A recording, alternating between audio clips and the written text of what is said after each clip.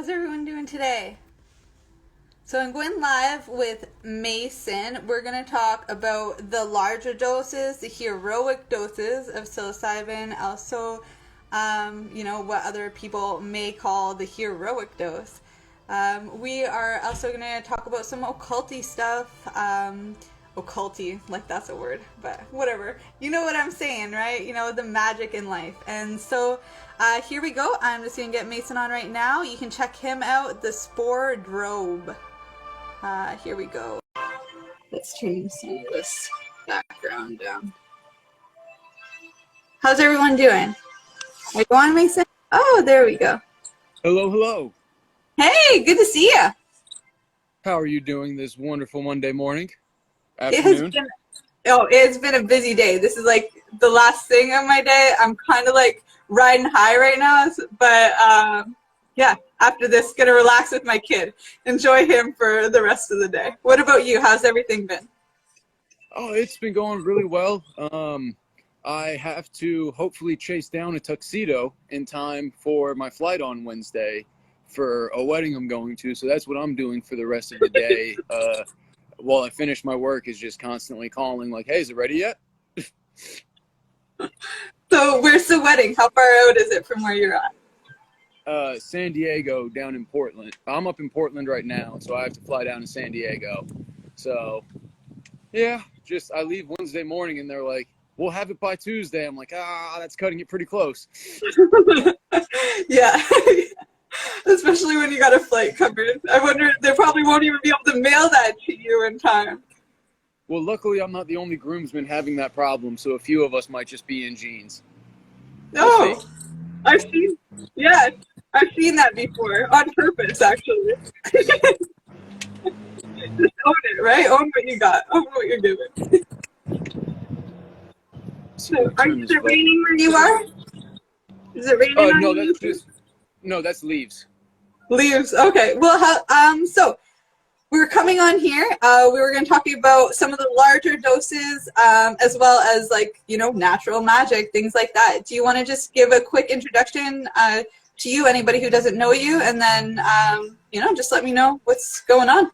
Absolutely. So my name is Mason, and I am involved in a few projects currently, but the one we're talking most about today is High Dose Heroes, which is a docuseries I filmed documenting my use of these substances and asking the question, why am I affected so differently than what we're told to believe?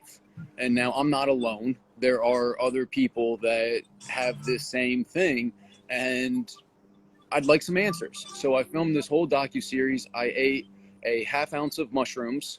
I did about 1,800 micrograms of LSD, 0.08 of DMT, and then I experimented with combining LSD and mushrooms for the first time. So I went pretty small, and I just did 4 grams of mushrooms and 4 hits of LSD. So I'm getting ready to release that hopefully this summer. I just got to figure out a few final things here. So yeah, that's, I guess, a little bit about me and my history. I've been using these substances for about 15 years, and I've always found that I've required much higher doses than my peers for no particular reason. So I'd like some answers, and the scientific community isn't really moving quick enough, and you can't exactly just go and knock on a university's door like, hi, I'd like to take a ridiculous amount of these illegal narcotics and use your multi-million-dollar MRI machine, and you can just print out the paperwork and I'll take it on my way out the door. That's not how this works. So I figured putting these experiences on camera is kind of my way of confirming, yes, this is what I do. This is how I consume these substances and how I'm affected. Some conversation.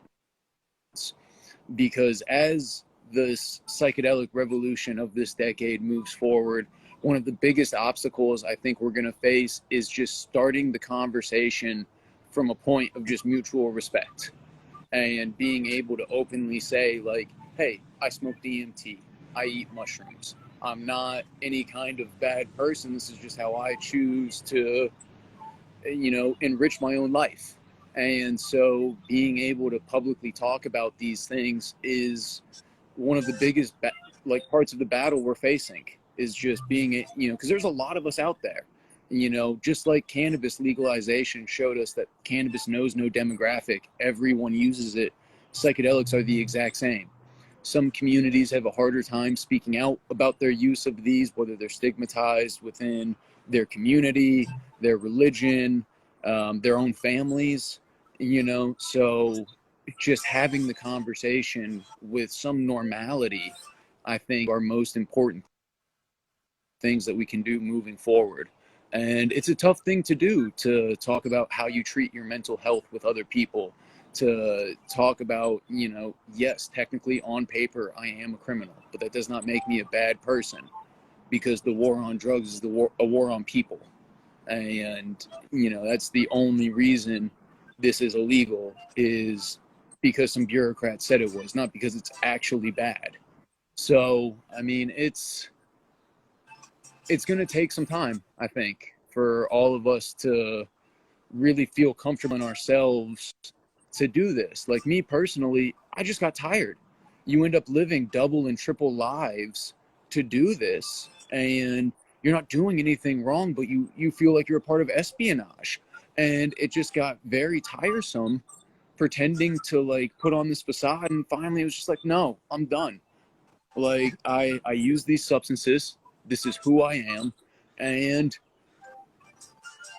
you know, you don't have to use them, you don't have to agree with me, but if you expect me to respect your decision to take care of yourself your way, you have to respect my decision to take care of myself my way.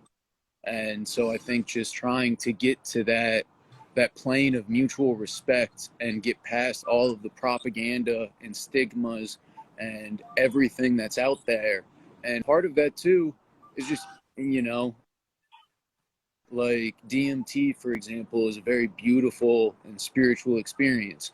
You shouldn't have to use a meth bubble or a tinfoil water bottle pipe, you know. So like I've been working on a DMT pipe. I call it the dream lamp, and it's designed for this molecule, and it's, you know, supposed to help destigmatize it.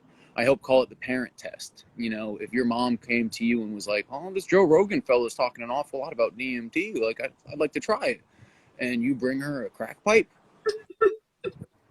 she's not going to go into it with a very like open mind. Like it's already going to start off at a negative part. But if you bust out a nice piece of glass that's like specially designed for this, it's beautifully made, like that changes the tone of the experience going into it. So having the proper tools at our disposal to introduce people to these plant medicines and entheogenic medicines is going to be huge. I mean, I work with the National Entheogenic Council. I'm on the board there, and our mission is to provide access, representation, and education to the communities. So like it's just about getting all of these things in place, arming ourselves with information, and doing what we can to fight the war on drug stigmas, you know.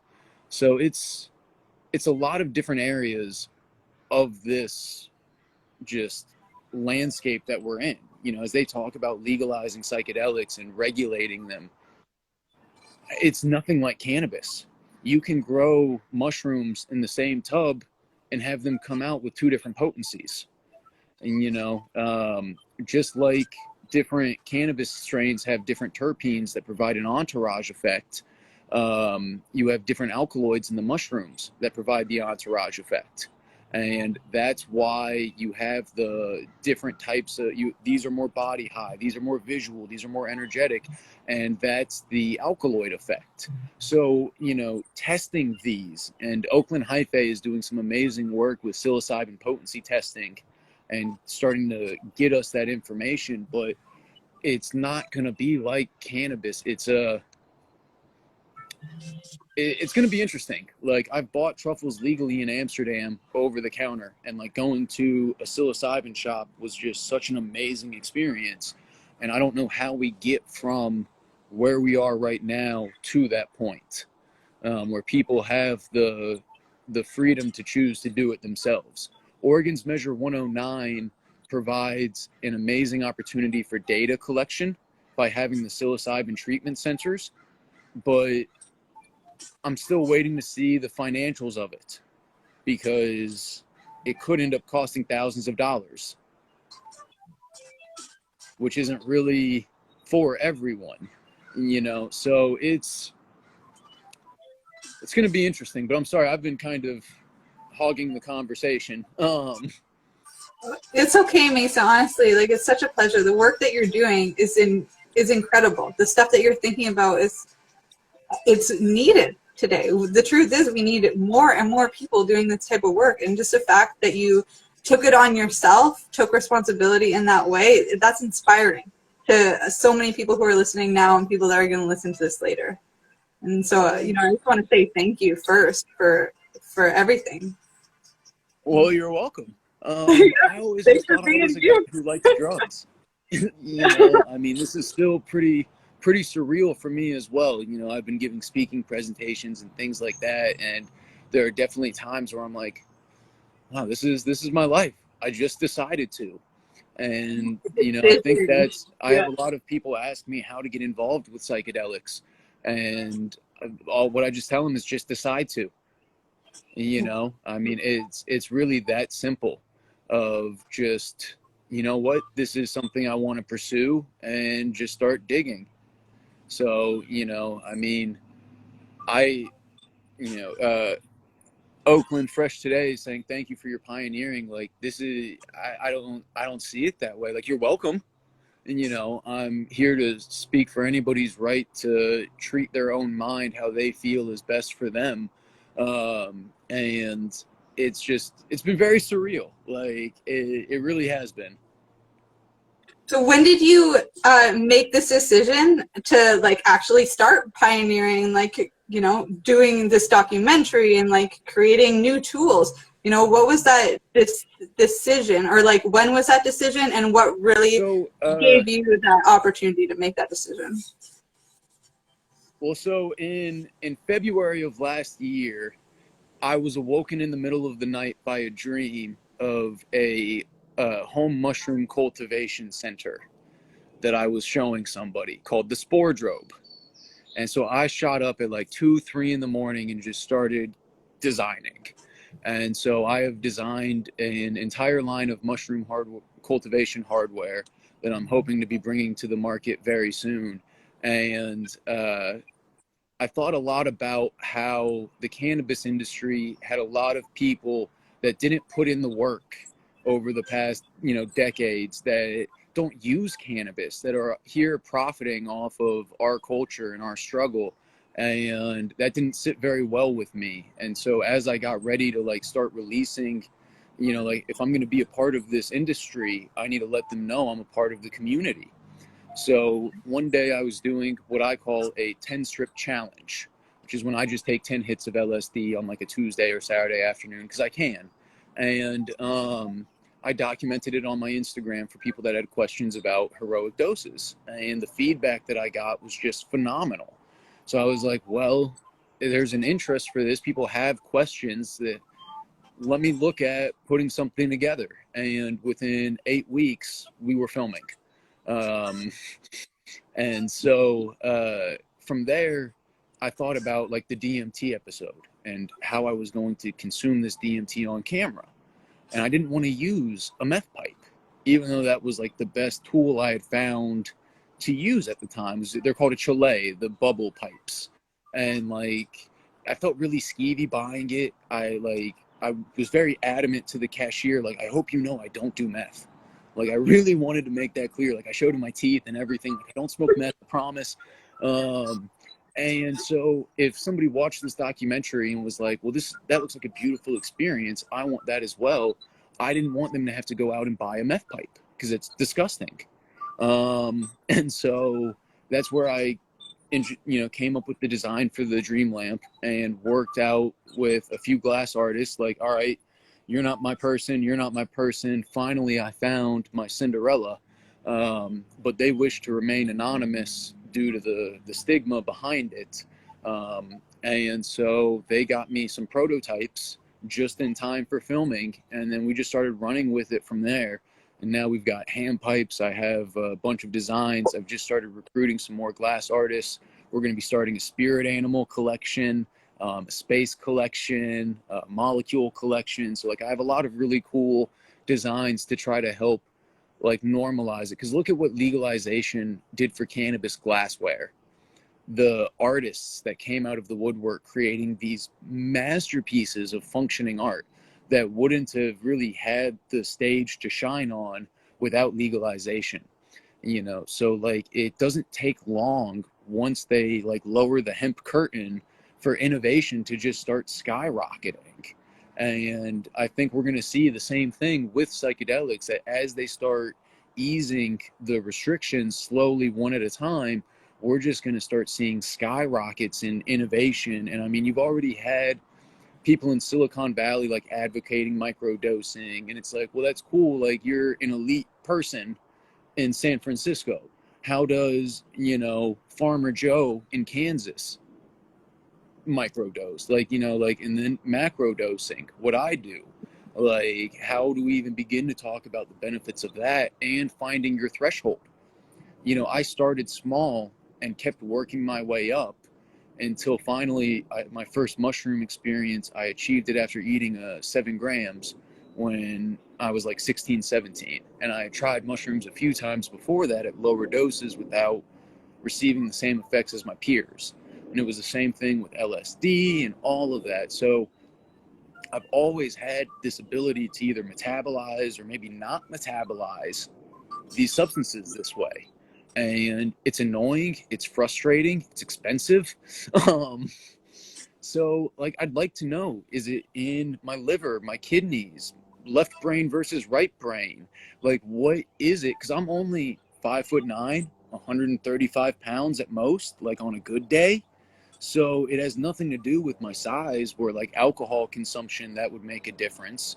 So like these normal standards that we judge inebriation by don't apply to psychedelics, which is where regulating them is going to be so difficult, because everybody reacts differently to these. There are so many variables, there are so many inconsistencies, and, you know, proper testing will help eliminate some of those variables and consistencies. A lot of people who are doing LSD or think they're doing LSD are actually doing LSA. Not that there's anything wrong with LSA, but it's not the product you think you're getting. It's Can you just go a little easy bit more? Yeah, can you go more into that for anybody who? Yeah. So LSA is a natural biochemistry extraction out of baby Hawaiian rosewood seeds, morning glories. Like there are many Also lysergic acid psychoactive. carrying plants. They're Yes. also. But we are back. Hopefully Mason comes back on. We were on a great conversation about LSD versus LSA. What, you know, according to Mason, is what most people are getting when they're buying LSD. And so he was just going in to that, and then we're going to continue going on into some more macro dosing type stories. But I did send him a message. Hopefully he's back. No, I don't know why I get kicked off sometimes, but I guess it's all, you know, part of it, using somebody else's platform, right? Good to see you, Tristan. Happy to have you back. I can't even check my messages. Actually, maybe I'll see about...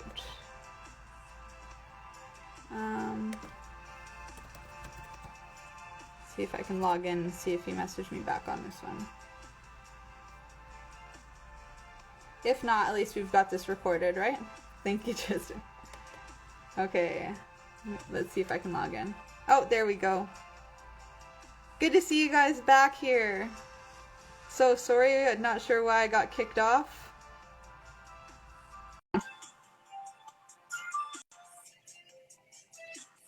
You on, Mason? There you are. Sorry about that, man. Well, the loading circle started, and I was like, oh, are we still recording? Like, should I just keep going? I was like, anybody listening? Like, Yeah. So I just went on for a minute. I think the last thing we got was the LSD and LSA question. Yes. So I'll just kind of start back from the beginning on that. Many people who think they are doing LSD are actually doing LSA. And LSA is a natural biochemistry extraction from baby Hawaiian rosewood seeds, morning glories. There are several lysergic acid containing plants. So what uh, uh, like a lot of chemistry students will do is they'll bioextract a bunch of LSA into vials and then sell it as LSD. And an easy way to test it is shine a black light over it, because real LSD glows under a black light. So now it is still psychoactive. Like, it's not, I kind of like LSA. Like, when I wrote my book, I wrote most of it on LSA. It kind of shows, like, I went back and I'm editing. But it's not bad. It's just not what you think you're getting. Like MDMA and bath salts, right? The Well, same thing. no. You're right. There's a totally difference, but people don't know what they're getting. I guess that's my point. You know what's in the bag. Yes, Has anybody seen that movie? so like with LSA, if anything, it's much more mild, and in my opinion, much more controllable. Like, I think that there is definitely a lot of, I think you could do higher microdoses with LSA and still get good benefits. Like, so I'm not trying to discount it as like a bunk molecule. It's just, it's much cheaper to make. So where it's like $200 a vial if it's LSA, now because they're calling it LSD, it's $1,000 a vial, when that's not what it is. So now you're paying more money for a product that isn't the product you thought it was. So from just a consumer standpoint, it's a dick move. So, like, I think that opening up labs where your average citizen can go and safely take their molecules and be like, can you run an analysis on this? And it's like $20 and they do a quick, like, bing, bang, boom. And they're like, okay, this is what this is. I think that's one of the first, like, positive steps in this road of, like, breaking down the barriers, is fully understanding what are the molecules we're taking, and two, what else is in them. For example, I don't really like MDMA. It's too clean. Like, when you do the pure crystal, like, I like ecstasy tablets. When I roll, I want a dirty roll. Like, I'm taking like 4 or 5 yoppers and I'm having a great time. But just crystallized MDMA, it's too clean for me. So whatever else is in the ecstasy presses, that's my sweet spot. So, like, Which you don't always know. Like, exactly. Without the test, you don't know. There were, and now I could never get onto the dark web. I would need like a lamp lighter and like a cloak and hood to try to find the dark web. But there are people on there, like, I think they were going by the Glitter Boys, where they would put glitter in their ecstasy tablets so they would sparkle, and that was like their gimmick. Well, bro, I don't want that. Like, don't do that. So no regulations has gotten us in this, like, fentanyl roulette wheel of death when it comes to just trying to, like, recreate, medicate, therapy, or spiritualize how you want to, is now a fentanyl Russian roulette wheel of death. So we need something, but over-regulation scares me just as much, especially when most of these bureaucrats making the laws don't use these substances and they don't understand. So they're basing their policies on reefer madness propaganda and tobacco industry science studies. Well, of course the regulations are going to be junk and the black market is still going to thrive, because look at the outside you made. You just created a terrible landscape. Oregon's Measure 110 decriminalizes small possession amounts of narcotics, right? And their thought process is it costs $15,000 to put an individual through the court system. So by decriminalizing small possession amounts, they're not spending that money and clogging up the court system. And they're also setting up addiction treatment centers and facilities and all of this stuff. And that's great. But I don't know where they got their numbers. You can have 60 Oxycontin tablets, but only 12 grams of mushrooms. Well, okay, I'm here on camera eating 14.3 grams of mushrooms. I'm in control most of the time. Like, I'm doing simple math problems and like all this and all that. And the experience was over in under 6 hours. Okay, you put any of my other counterparts through that same thing, it's going to be totally different. You can't regulate this the same way. Like, I'm scared for the regulations, but I'm also scared of what no regulations has brought about. And it's like, how do we as the community get a seat at the table? And that's part of what the National Entheogenic Council's mission is getting all communities a seat at the table. Because like when you look at cannabis legalization, majority of it is white owned. And, you know, there's a lot of minority communities that got screwed in the war on drugs, and then they got screwed in legalization and not being able to have a seat at the table. So making sure that all of these communities with, you know, different cultural uses for these, different cultural outlooks on the world around us, have the same access to these healing plant medicines. Or, you know, I'm about cognitive liberty. If you want to recreate with them, that's fine. Like, I don't drink anymore. Through cannabis and psychedelics, I don't drink. Like, I find myself feeling much better on a day-to-day basis without alcohol. So yes, I was using mushrooms recreationally, but it was replacing a toxic substance. So I'm still getting the medicinal and spiritual benefits, and I'm replacing toxic things from my lifestyle. So how is it a bad thing if I'm using them recreationally? So, you know, that's where this whole landscape is going to be so difficult, because I am very conscious to the people who see these substances as sacred. You know, I don't use DMT recreationally. There are people who do, and that's on them. I personally don't. That is very like this summer. That's not recreational. Same with ayahuasca.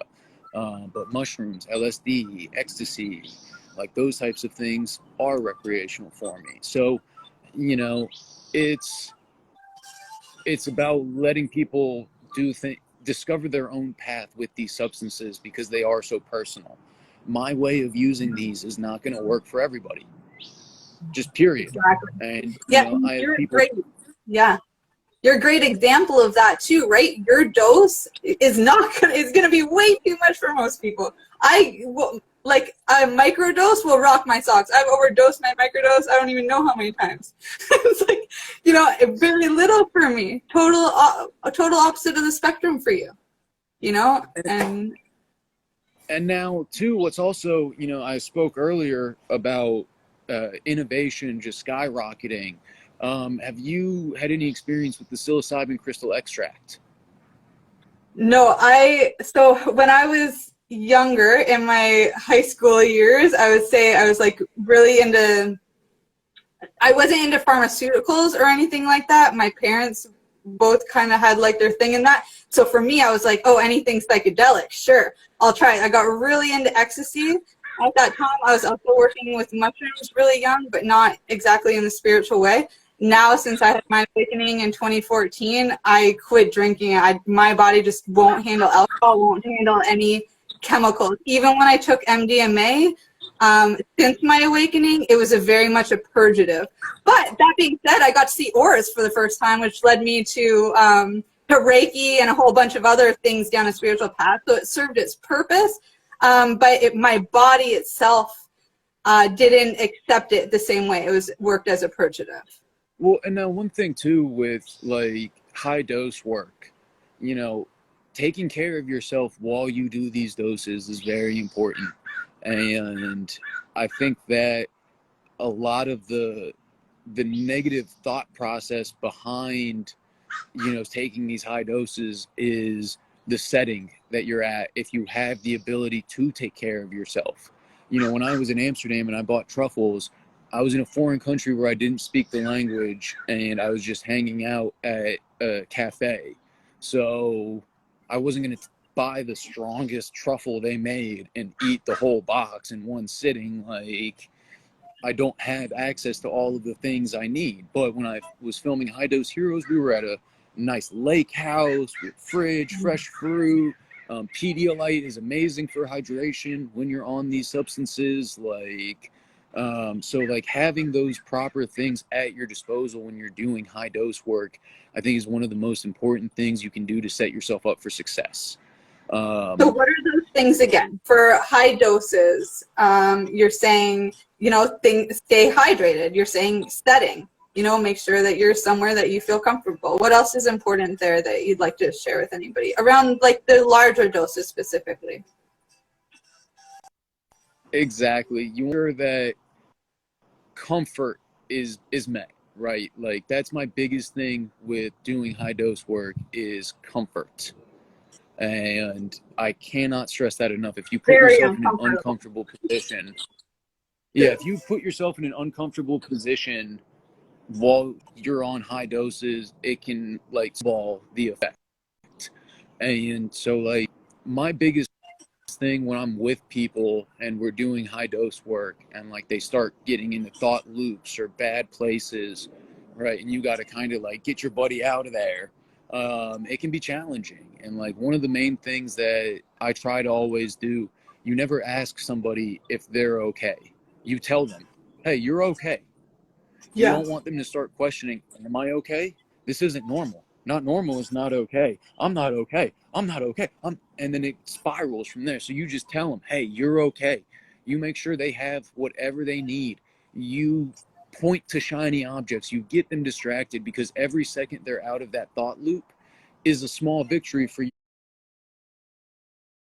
and a step in the right direction. Even if it's as simple as asking them, what's 10 times 11? And you start getting trying to fucking answer a math problem, and they'll just totally, when it comes to like doing group high dose work and things like that, and it's going down a thought loop, like pick them up so you can both rise together, you know, kind of thing. Able to like keep that in mind, like, right, everything is okay, this is like, you're good, those types of things. And then, you know, going and just splashing some cold water on your face, what an amazing difference that can make. What about so the like mirror? What about like mirror? Mirror Mason. So I call him Mirror Mason. And I only see him when I'm on molecules, but I'll like walk by the mirror and be like, hey, Mirror Mason, how you been? And you know, just, I laugh at it. Like, I don't really get lost in mirrors. And one thing that's always helped me with psychedelics, I've always been able to laugh at myself. Like, oh man, I look goofy as fuck right now. Like, not take myself too seriously, which is really, you know, a lot of people talk about ego death, and I don't like that phrase. Me either. Right? Because in my opinion, ego is the crossroads between confidence and innovation, where you say, you know what, I can accomplish this task. It's where that ego becomes toxic. Like, it's all about finding balance of all of these different parts of yourself. So if you're gonna if you want to kill a part of yourself, that's not really loving yourself, is it? It's more about soul and ego alignment. And that's these, like, molecules are great at that. You know, it's not necessarily that you're killing the ego like some people talk about, or like some people pray for, because that's killing off a part of you. Instead, you're accepting it. Instead, you're aligning it with that purpose you have in life, the remembering of why you're here in the first place. Well, and you know, part of the problem is the world that we live in today. You have to cut through the chatter. So you call it ego death, and now you're getting people's attention, and it's like, but no, that's not what it is. And to somebody who's never done these before, like, a part of me is going to die? Yeah. Oh, I've had my family question that. Why would you want to do that? It's like, especially when I did Canva. What, you want to, like, why would you even want to do that? They didn't get it. Like, but whatever. Like, you know, I get it. Death, you get it. The word death should not be included in the side effects of the benefits of these No, substances. that's what your side effects yeah, that's a side effect of alcoholism, a side effect of, fentanyl, like you were saying, pharmaceuticals. Yeah, like, That's their side so, effect. Maybe that's propaganda anyway, just coming after us again. so I mean, but like everything has to be so extreme to cut through the noise, and like that was one thing, like with High Dose Heroes, I wanted to hopefully get the message across. I won't do anything on camera. I won't do off camera. Like the point of this was not to make a jackass on psychedelics and like, oh, it'd be sick content if I like ate, like, no, like I was going to eat that much anyways, and I decided to document it. Like, and I Yeah. really hope that comes across when it airs, that like, I didn't pick those doses for shock value. This is just what I do, and I want to know why. And if you've been on the fence about trying mushrooms and you watch somebody consume a ridiculous amount, go through the experience in under 5 hours and be totally fine, no people, property, or animals were harmed in the making of this film, like maybe you'll lower your guard a little bit, like, okay, maybe I can try a gram of mushrooms and I'm not going to go down this unforeseeable rabbit hole of terror, because it's your mind and you shouldn't Jump out fear a your window. mind. Yeah. And so, I mean, it's that acceptance that this is all a part of you. And there's a lot of going back to like the magic aspect, right, of what we don't understand. You think of like string theory, where multiple layers of reality exist on top of each other, but our brains are only programmed to see the frequency of the time that we're in right now.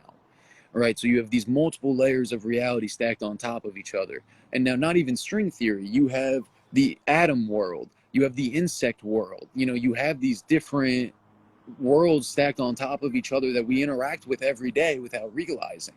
So it could be possible to have these things. And so the first time I did 10 hits of LSD, I went and I laid down on my couch and I closed my eyes, and I went to this realm where I was conversing with all kinds of people throughout history I admired, some I had never met. And while we're all just sitting there philosophizing and whatnot, I look and I'm like, listen, as cool as this is, like, I understand I am sitting on my couch in my living room in Medford, Oregon right now on LSD.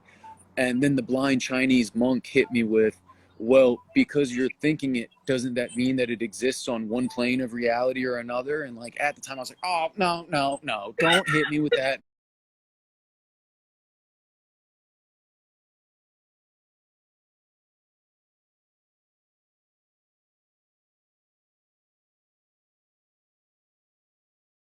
metaphysical, no. But the more I to be able to perceive the frequency of another reality about them, we interact with them, we just don't perceive them. So it is totally possible that, because LSD allows more neural traffic to happen in your brain by dampening some of the barriers between parts of your brain. And that's why people can see sounds and taste colors. It's those different parts of your brain communicating that don't normally have the chance to communicate. So who's to say you can't tap into those frequencies? I mean, it's hypothesized that the ancient Egyptians used to build frequency chambers where they would alter the frequency of where they were standing and they could see into other worlds in these like pools. Obviously we'll never be able to prove this unless we rebuild these chambers and find their dimensions and whatnot. But like, this isn't new science or thought. Like, it's all rediscovery. That's all any of this is just constant Remembering. rediscovery. Yeah. I think it was the Greeks who said that everything already exists within nature. It's just up to us to rediscover it. I Yeah, I think it love was the that. Greeks who said that. Like, I mean, so that's all any of this is just us rediscovering. When the Industrial Revolution happened and progress just started jumping so tremendously, you know just because something was progress didn't necessarily mean it was right. I look at what happened with agriculture, and we made all these huge advancements with all of these, farming styles and chemical fertilizers, but now we've just monocropped everything, completely salted the earth and destroyed it, where, if you planted squash under your corn and then green beans and used the corn as trellising for the beans, Now you're growing 3 crops in the same square footage you were growing 1 crop, and now you have biodiversity and companion planting. Like, we got so far into the Industrial Revolution that we just threw out the whole playbook from the past. Like, oh, well, that's the past. Well, bro, that shit worked. Like, that's why we've done it for thousands of years, because that shit works. So, like, where do you think those downloads came from? Those downloads came from people using naturally growing that grew by them because they needed it. Now it's like, it drives me so nuts with dandelions. It's like the same people that'll spend all day getting the dandelions out of the lawn are the same people that are usually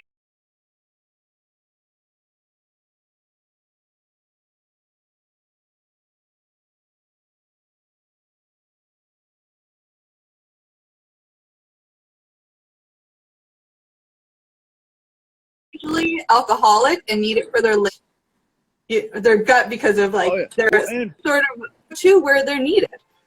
You know, just now we've kind of taken nature's own patterns and tried to like mold them to something that is earning people money or paying into a system that really doesn't work for us. It's proven it doesn't work for us, and it's not working for them either, because there's still this rebellion between, you know, the lawn of totalitarianism and the dandelions.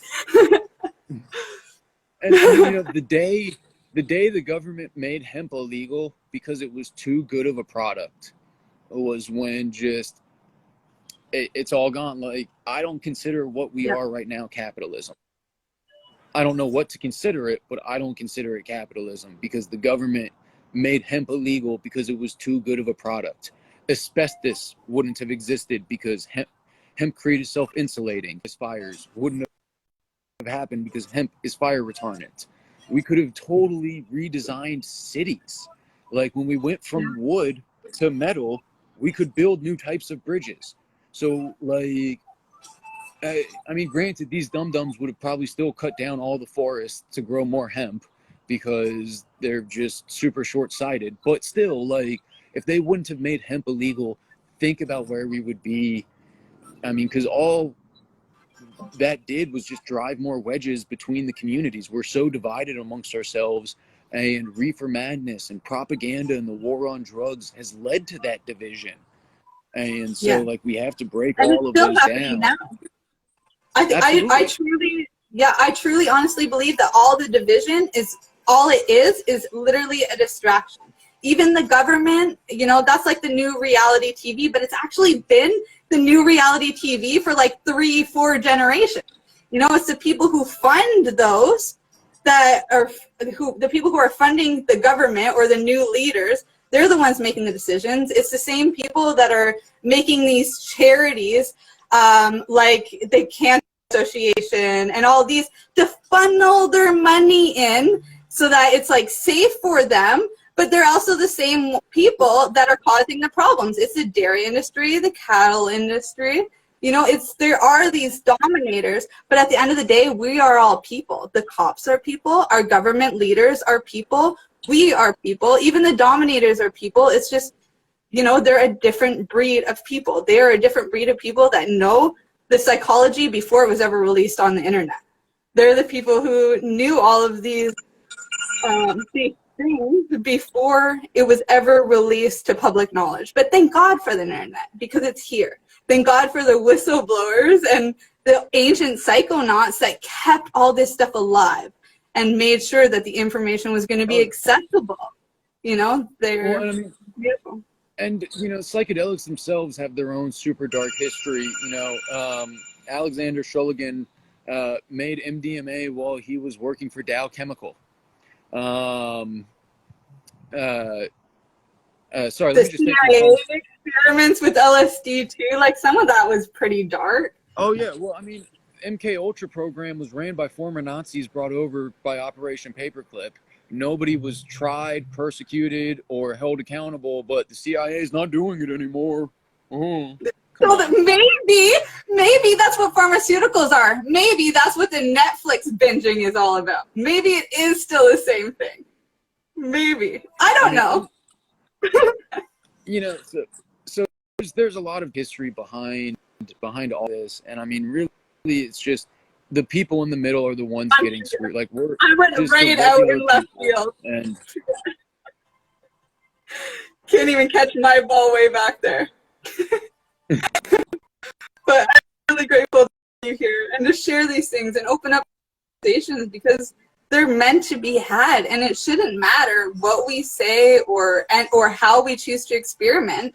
What really matters is that we're being honest about ourselves and honest to ourselves. You know, that's the most important part.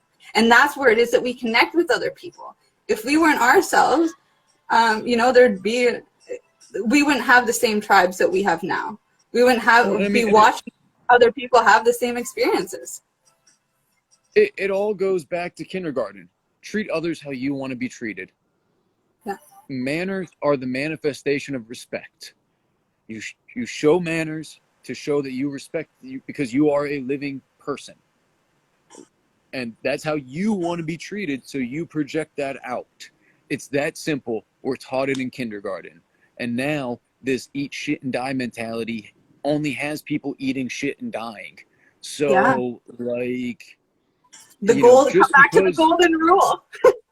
You know, just because you're a grown-up doesn't mean that things from kindergarten don't still apply to you. They were taught to you in kindergarten because they apply to you your whole life.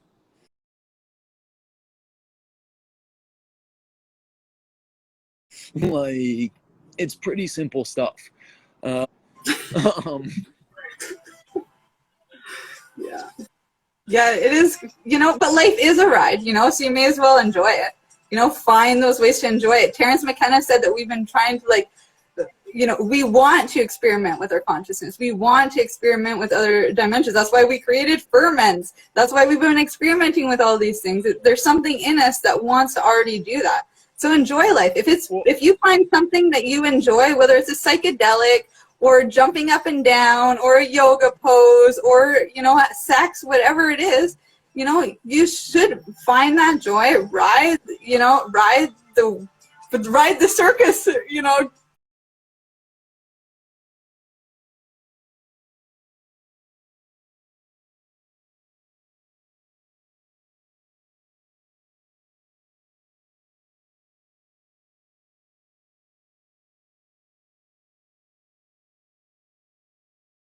Games or whatever that's called. Exactly. Life's, if you know, like that's, yeah. And it's that simple.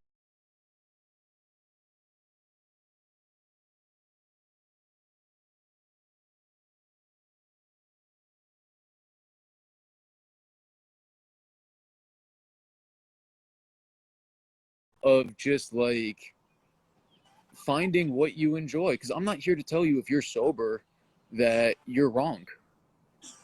Like, if that's what gets you through the day, do you. But I'm here to say, if you're thinking these tools, because that's what they are, they're tools,